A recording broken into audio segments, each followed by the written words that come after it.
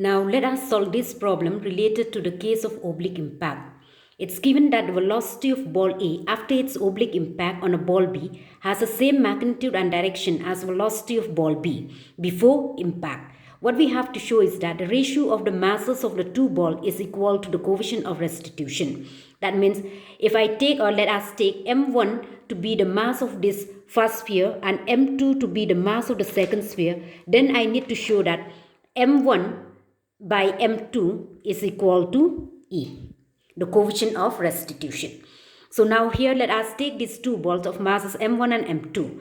Now let us take U1 to be the velocity of the first sphere before impact, making an angle theta 1 with respect to the line of centers, and after impact let its velocity be V1, making angle alpha 1 with respect to the line of centers, and then take u2 to be the velocity of the second sphere before impact, making an angle theta 2 with respect to the line of centers or the line of impact, and v2 to be its velocity after impact, making an angle alpha 2 with respect to the line of centers.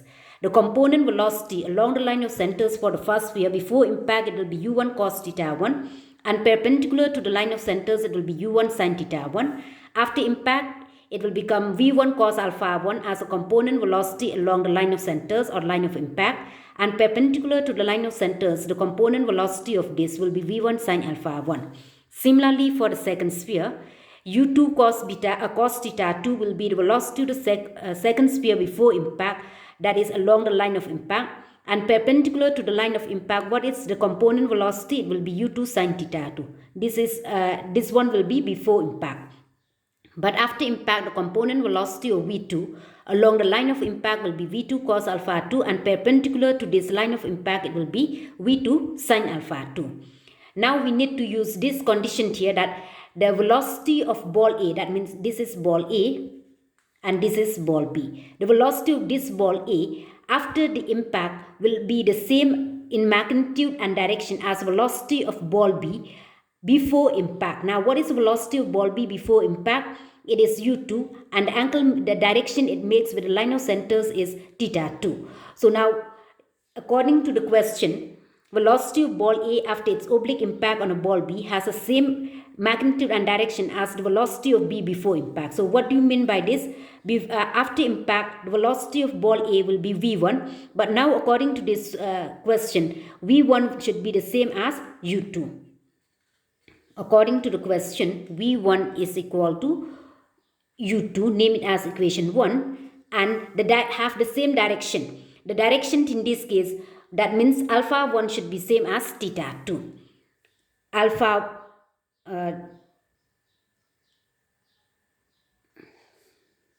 alpha 1 will be same as theta 2. So now let us use this condition in order to prove the required result. So here let us apply this Newton's experimental law. Since action and reaction will take place only along the line of center, so there will be no change in the component velocities perpendicular to the line of centers. That means v1 sin alpha 1 will be same as u1 sin theta 1, and v2 sin alpha 2 will be same as u2 sin theta 2. So therefore, by Newton's experimental law, the relative velocity of separation will be given by v2 cos alpha 2, that is this one, minus v1 cos alpha 1. This is called E times of u1 cos theta 1 minus u2 cos theta 2. But what is this one? Alpha 1. Alpha 1 is same as theta 2. So therefore, from this equation 2. So you replace this one, so you'll get v2 cos alpha 2 minus, and v1 has to be replaced by u2 from equation 1. So this will become u2 cos theta 2. This is equal to E times of u1 cos theta 1 minus u2 cos theta 2. Let us name this as equation 3. Now, by conservation of linear momentum,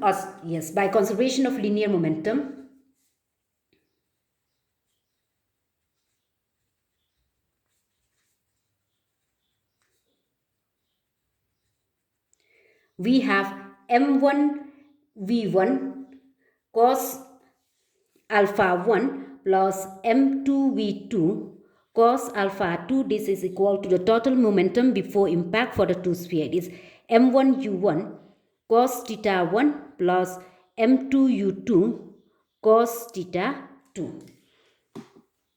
Now what is v1? v1 has to be replaced by u2 from equation 1, and alpha 1 has to be replaced by theta 2 from equation 2. So this one can be written as m1 u1 m1 u2 cos theta 2 plus m2 v2 cos alpha 2. This is equal to m1 u1 cos theta 1 plus m2 u2 cos theta 2.